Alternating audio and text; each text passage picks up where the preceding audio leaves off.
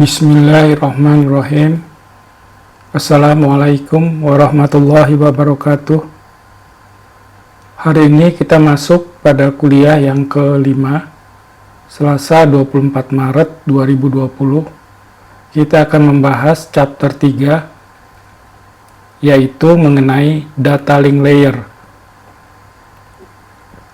Memang sebelumnya kita sudah membahas lebih dahulu masalah network layer, yaitu materi yang ada di chapter 4. Jadi sekarang kita mundur sedikit, maksudnya agar Anda dengan pengertian mengenai IP address yang sudah kita bahas di chapter 4 pada 2 minggu yang lalu akan lebih mudah memahami chapter 3 ini. Kita kembali perhatikan OSI model. Layer ke-1, Anda perhatikan di gambar, yaitu physical layer, sudah kita bahas di chapter 2. Kemudian sekarang masuk pembahasan untuk layer kedua, yaitu data link layer di chapter 3 ini. Sedangkan layer ketiga, yaitu network layer, yang ada di chapter 4, sudah kita bahas pada pertemuan kuliah yang baru lalu. Yang dibahas pada chapter 3 ini adalah protokol-protokol yang terkait dengan layer 2 atau data link layer. Protokol yang dibahas adalah Address Resolution Protocol atau ARP, kemudian Reverse Address Resolution Protocol RARP, kemudian fungsi-fungsi layer link, link layer discovery protocol LLDP, dan yang terakhir Cisco Discovery Protocol CDP. Seperti telah disebutkan pada chapter awal, lapisan tautan data atau data link layer harus memastikan bahwa pesan dikirimkan ke perangkat pada LAN menggunakan alamat perangkat keras. Dan mereka juga harus mengkonversi paket pengirim dari lapisan jaringan network, dari lapisan jaringan network layer, dan mengubahnya menjadi bingkai atau frame untuk kemudian dikirim ke lapisan fisik selanjutnya untuk ditransmisi melalui media.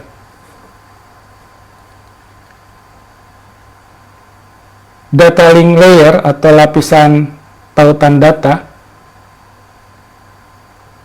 mengubah paket menjadi bingkai yang menambahkan header yang berisi alamat sumber dan alamat tujuan perangkat keras fisik. Kemudian kontrol, area flow control maksudnya, dan data checksum ya, sebagai catatan kaki. Selanjutnya di bawah ini kita akan membahas lebih dalam ke lapisan ini, layer 2. Protokol itu apa? Yaitu menetapkan bagaimana cara komunikasi yang disepakati antara dua sistem atau device. Jadi mereka membangun bahasa yang sama dan menentukan bagaimana sesi dimulai dan bagaimana pertukaran data. Bayangkan mencoba memainkan suatu disk PlayStation 3 di konsol video game Xbox. Akan seperti apa hasilnya? game tidak dapat dimainkan, tetapi mengapa?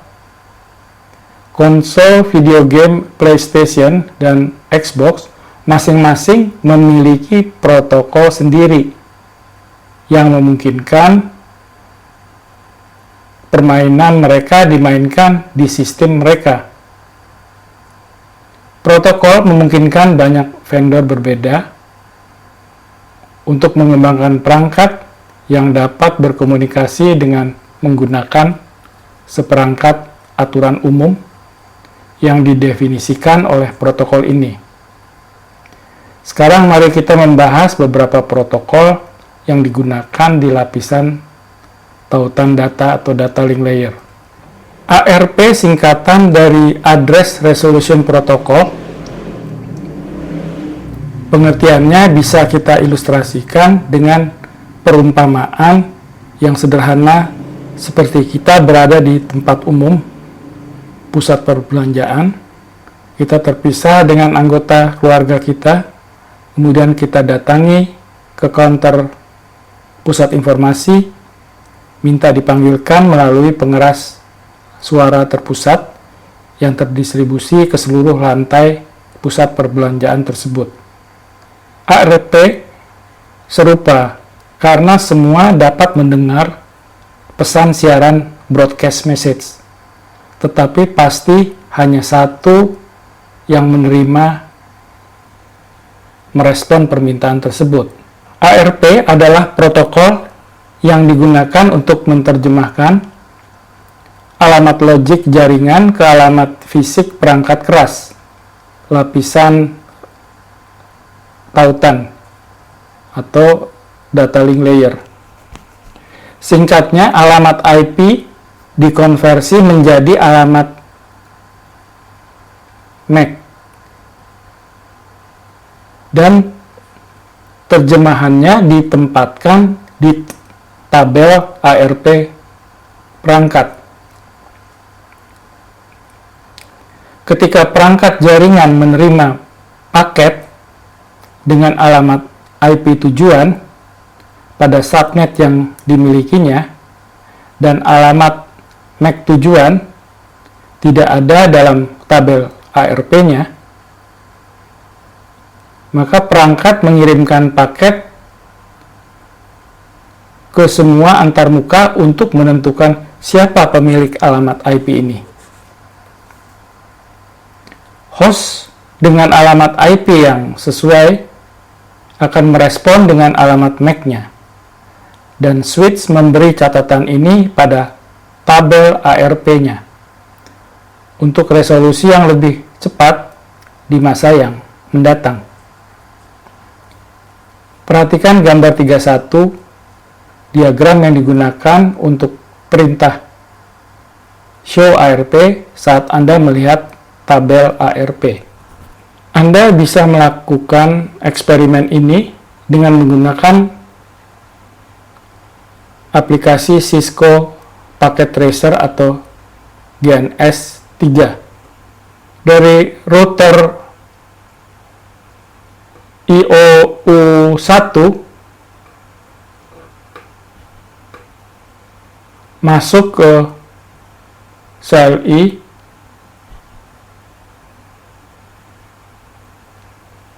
kita ketik show ARP yang tulisan berwarna merah, maka akan keluar seperti berikut yang warna hijau ini. Device dengan IP 1111 di sebelah kiri menanyakan kepada switch atau router ini, apa MAC address dari IP 1112. Kemudian switch atau router tersebut mengumumkan kepada seluruh device yang terhubung ke jaringan tersebut. Setelah semua device mendengar pengumuman tersebut, yaitu yang disebut ARP broadcast, maka device yang mempunyai IP address 1112 akan menjawab MAC address device saya, yaitu device saya itu 1112 adalah misalnya MAC address-nya abcd.1234.abcd.1234.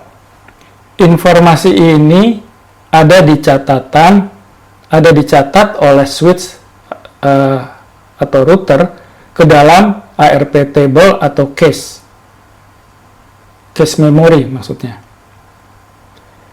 Selanjutnya, jika ada device yang akan mengirimkan message ke device dengan IP 112, tinggal melihat ARP table saja, tidak perlu menanyakan lagi. Cara ini berlaku untuk semua device yang terhubung ke switch atau router tersebut, yaitu device-device yang mempunyai, kalau lihat di gambar, yang mempunyai IP 1113, 1114, dan 1115. Gambar 32 menunjukkan bahwa workstation dengan alamat IP 1111 perlu tahu perangkat akhir mana yang memiliki alamat IP 1112. Workstation mengirimkan permintaan ke switch, yang kemudian mengirimkan siaran ARP dari antarmuka dan menunggu salah satu perangkat akhir merespon. Kemudian workstation dengan IP 1112 menanggapi permintaan ARP dan mengirim alamat MAC-nya kembali ke switch. Switch membuat entry dengan informasi ini dalam tabel ARP untuk referensi di masa mendatang dan mengirimkan informasi ke workstation yang meminta dengan IP 1111. Demikian cara kerja protokol ARP. Ini contoh tampilan ARP request atau menanyakan MAC address dari IP 1112. Dan ini contoh tampilan ARP reply atau jawaban di mana IP 1111 diberitahu bahwa IP 1112 mempunyai MAC address C4, 01, 4F, 4C, 00, 00. Nah, kita perhatikan untuk contoh ARP request ini bisa Anda lakukan uji coba sendiri dengan aplikasi simulasi yang sudah Anda miliki di laptop Anda. Jika Anda belum punya tools simulasi tersebut, Anda bisa download dari Google Drive saya yang sudah saya share. Lihat di folder tools simulasi. Di sana saya bikin ada 3 folder yang saya siapkan. Ada folder Cisco Packet Tracer yang minggu lalu sudah saya cek, Anda sudah install semua. Kemudian ada folder Wiresec,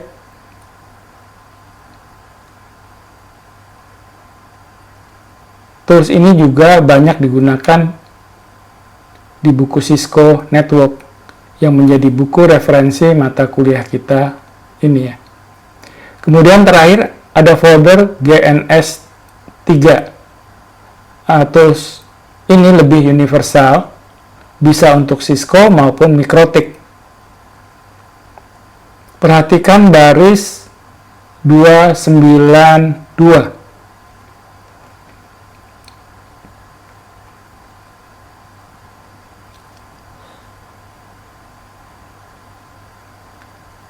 IP 1111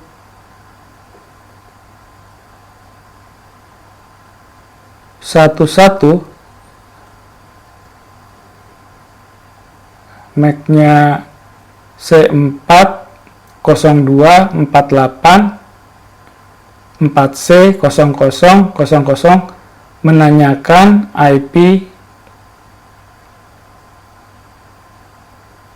1112.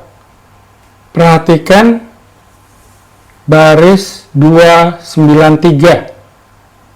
Lihat gambar 34 ya. Itu MAC address C4014F 4C0000 IP yang 1112 memberitahu kepada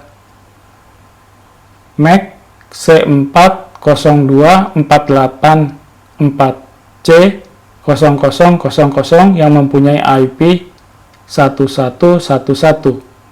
RARP atau Reverse Address Resolution Protocol adalah kebalikan dari RAP, di mana yang diketahui pengirim hanya MAC address.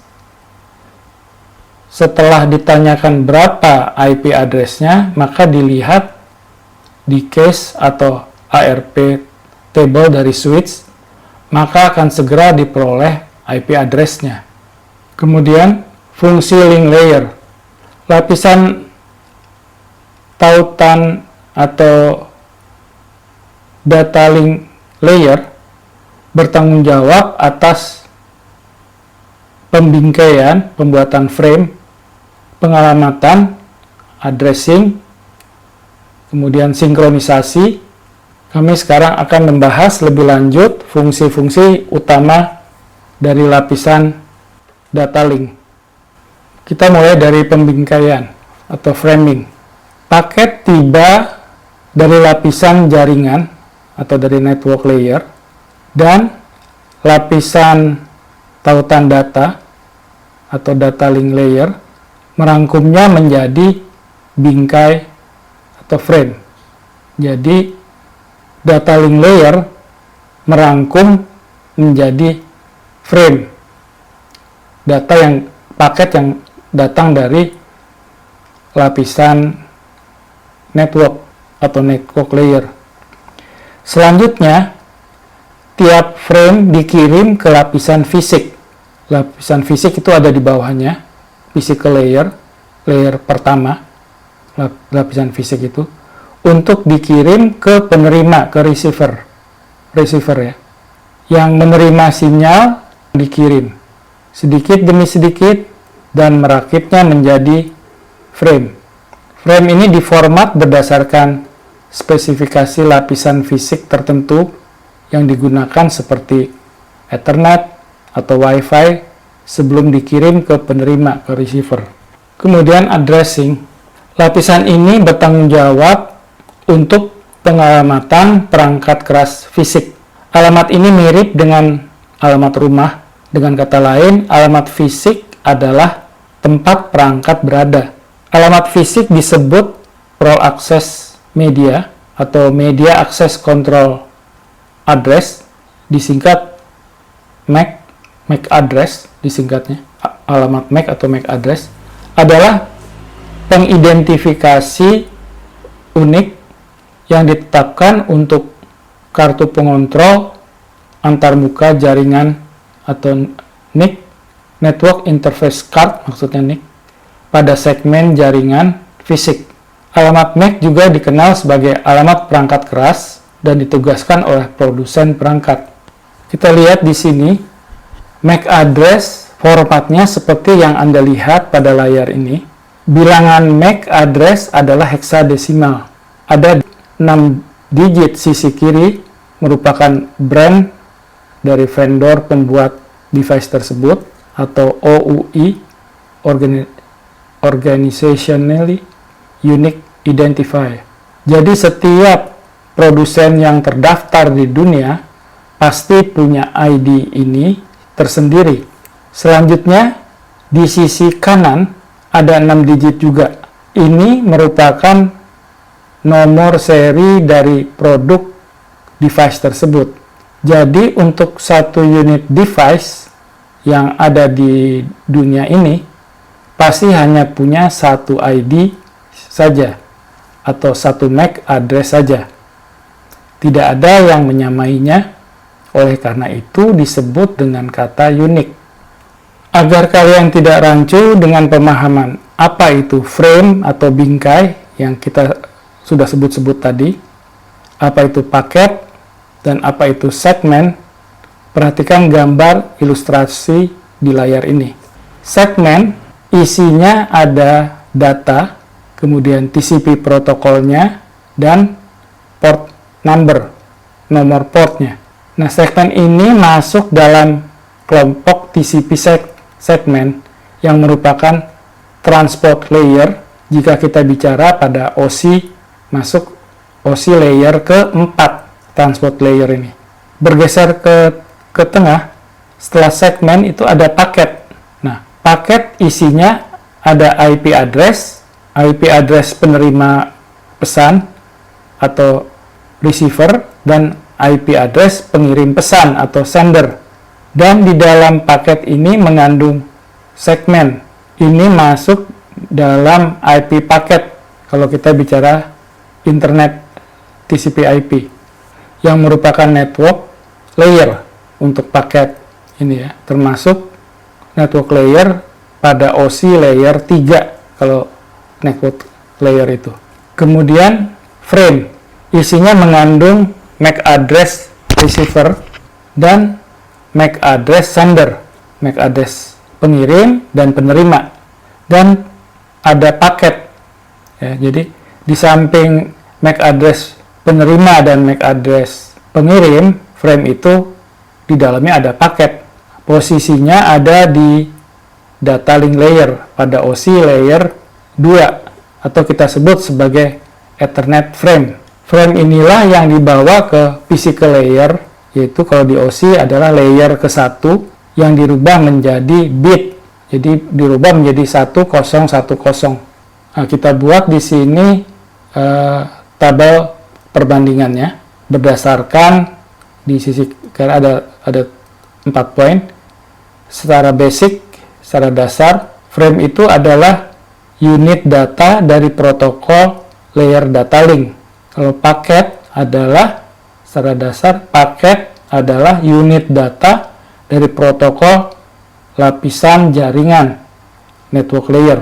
Dasar untuk perbandingannya kalau dilihat dari lapisan OSI terkait, bingkai atau frame termasuk data link layer, paket itu ada di network layer. Kalau frame itu berisi alamat MAC dari sumber sender dan tujuan dari alamat tujuan receiver, sedangkan paket isinya alamat IP sumber atau sender dan alamat IP tujuan receiver. Dari sisi korelasi, segmen diringkas dalam satu paket, diringkas dalam satu frame. Gambar yang Anda lihat ini mengilustrasikan bagaimana proses real suatu data yang dikirim dari sending host sampai diterima data tersebut di receiving host melalui TCP/IP. Dari aplikasi masuk ke transport, ke IP, ke Ethernet, ke physical, kemudian menjadi bit 1010, masuk ke router, begitu sampai pindah ke router yang kedua, dan dari router kedua masuk ke di sisi receiving host, masuk ke physical dulu, di-convert dari 1010 menjadi physical layer, kemudian jadi Ethernet. Ethernet itu adalah MAC address, kemudian IP address, transport, application, dan data diterima oleh receiving host.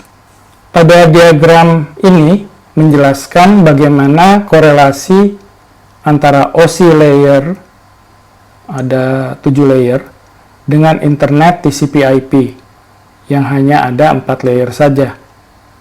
Data link layer dan physical layer pada OSI berkorelasi dengan Ethernet pada internet TCP/IP, dan informasi pada level Ethernet ini butuh informasi MAC address.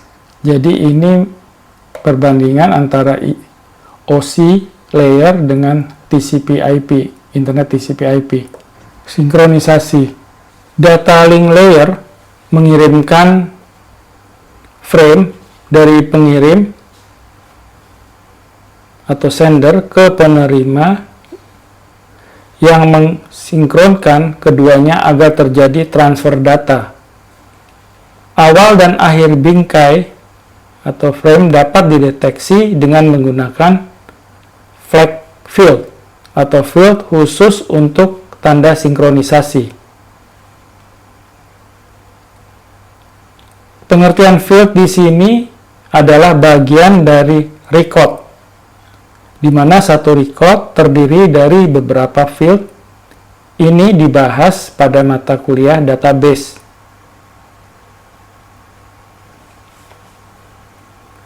Kemudian, flow control.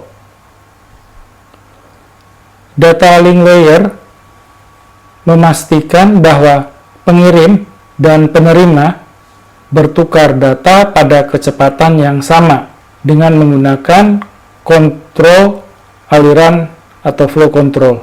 Flow control diperlukan jika pengirim dan penerima memiliki kemampuan kecepatan yang berbeda. Nah, mengenai flow control ini, jika kemampuan maksimum sender speednya 10 Mbps dan kemampuan maksimum receiver speednya 100 Mbps, maka secara sistem akan disepakati bersama menggunakan speed terendah. Jadi keduanya akan berkomunikasi dengan speed 10 Mbps. Error control. Jika sinyal mengalami masalah dalam perjalanan, misalnya kesalahan terdeteksi dan data link berupaya memulihkan bit data. Data link layer juga menyediakan pelaporan kesalahan atau error reporting ke pengirim, ke sender ya. Koreksi kesalahan, ada koreksi kesalahan mundur atau backward error correction, memungkinkan penerima receiver untuk mendeteksi kesalahan dalam data yang diterima dan meminta sender untuk mengirim ulang data tersebut.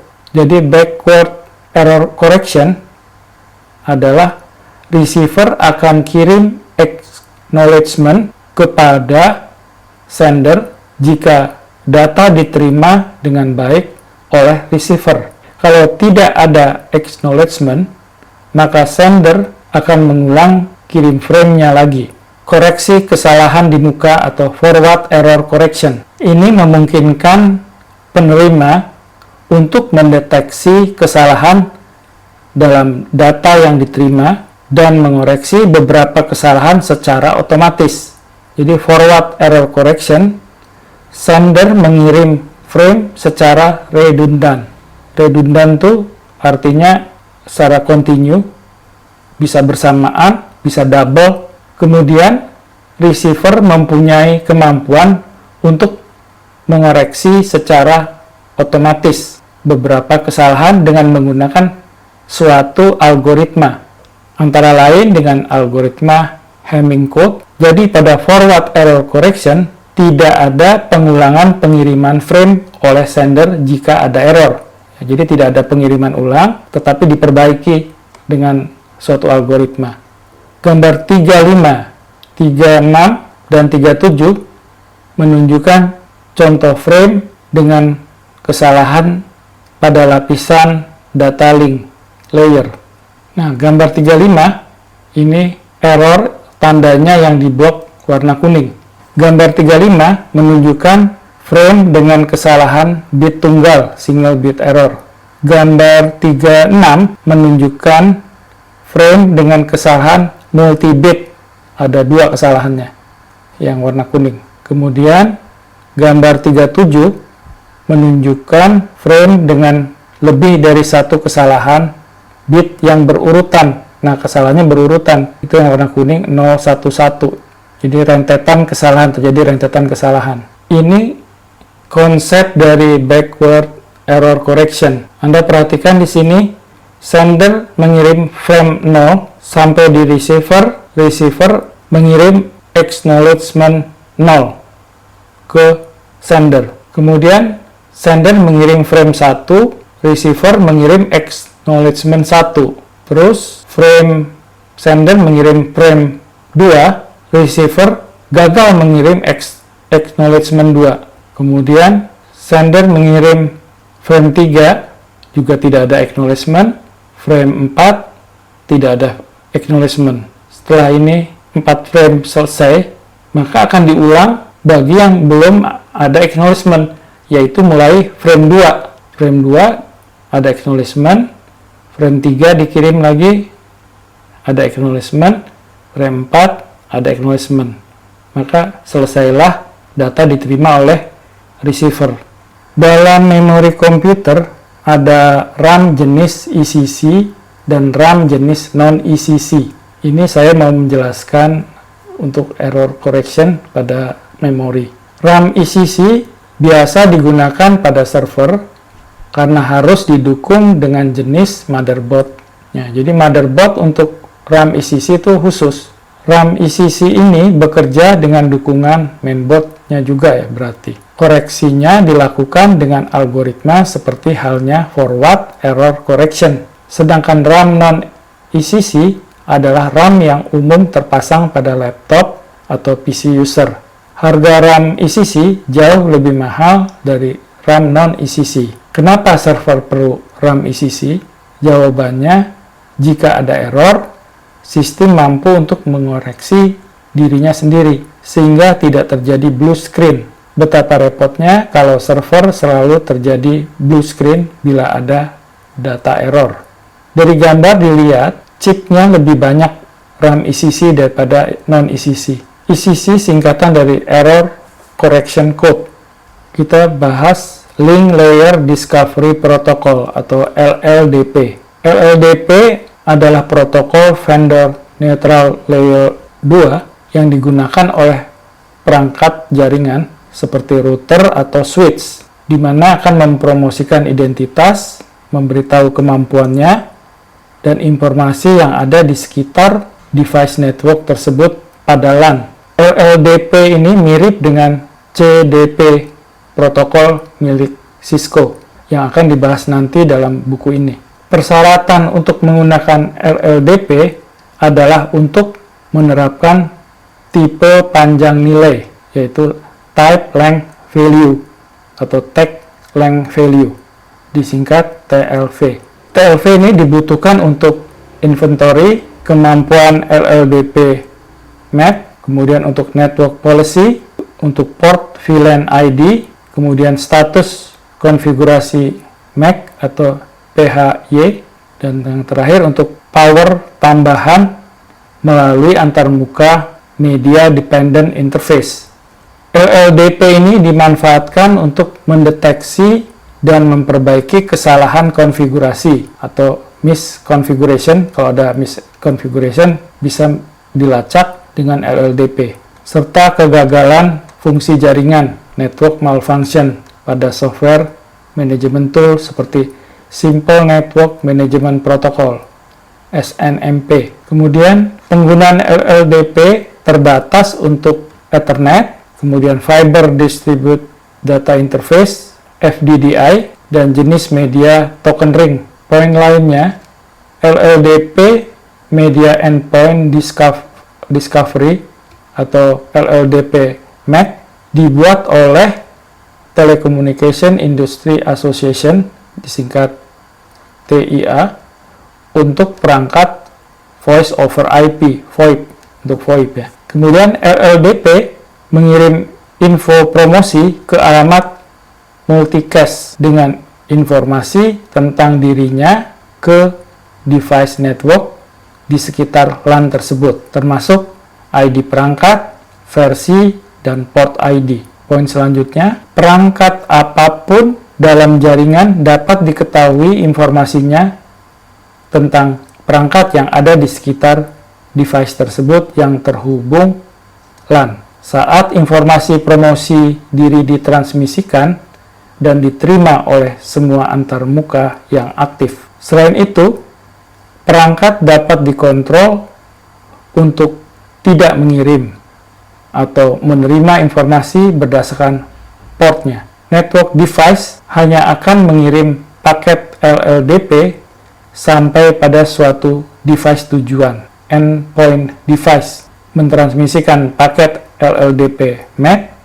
ke perangkat jaringan. Setelah paket LLDP MAC diterima, network device melanjutkan pengiriman transmitting paket LLDP MAC ke perangkat endpoint, kelas endpoint. LLDP MAC dapat mendukung kelas endpoint sebagai berikut.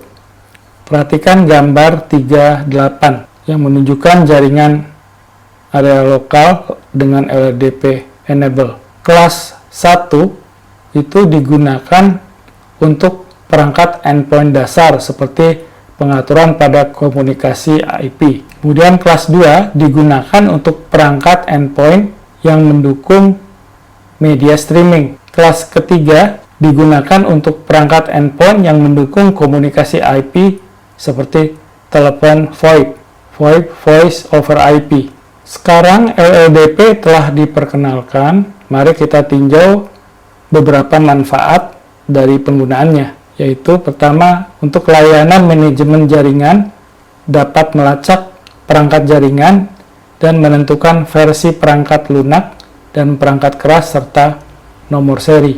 Yang kedua, untuk auto discovery LAN network policy, menentukan policy jaringan LAN. Kemudian yang ketiga, mendukung interoperabilitas multi-vendor. Jadi dengan merek yang berbeda tidak masalah karena bisa multi-vendor. Artinya punya standarisasi, sudah punya standarisasi semuanya. Yang keempat, memberi dukungan manajemen information base. Yang kelima, penemuan lokasi perangkat. Bermanfaat untuk menemukan lokasi perangkat karena dapat mendukung juga layanan Enhanced 911 pada perangkat VoIP. Nah, ini layanan Enhanced 911 ini emergency call untuk situasi di Amerika 911 ini. Dan berlaku kemudian manajemen daya otomatis pada end device yang menggunakan Power over Ethernet PoE, yang menggunakan PoE. Kemudian bermanfaat juga sebagai alat bantu untuk menyelesaikan kasus saat mendeteksi komunikasi masalah duplex, masalah kecepatan, serta untuk komunikasi yang menggunakan telepon via virtual LAN. Nah, manfaat menggunakan LLDP. Mari kita tinjau gambar 39 untuk membahas beberapa hal dalam paket LLDP. LLDP menggunakan Ethernet sebagai protokol transportnya. Kemudian Anda dapat melihat dari paket bahwa tipe Ethernet untuk LLDP adalah 0x88cc. Yang nomor 4, unit data LLDP atau LLDP PDU diteruskan ke alamat MAC tujuan 0180C20000E. Ini merupakan alamat multicast LLDP yang ditampilkan pada kedua paket yang tercapture di layar. Ini Anda bisa lihat di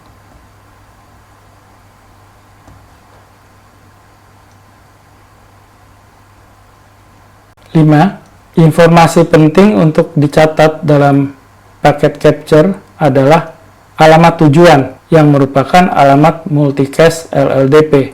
Yang keenam, perhatikan juga tipe paket LLDP adalah 0x88cc.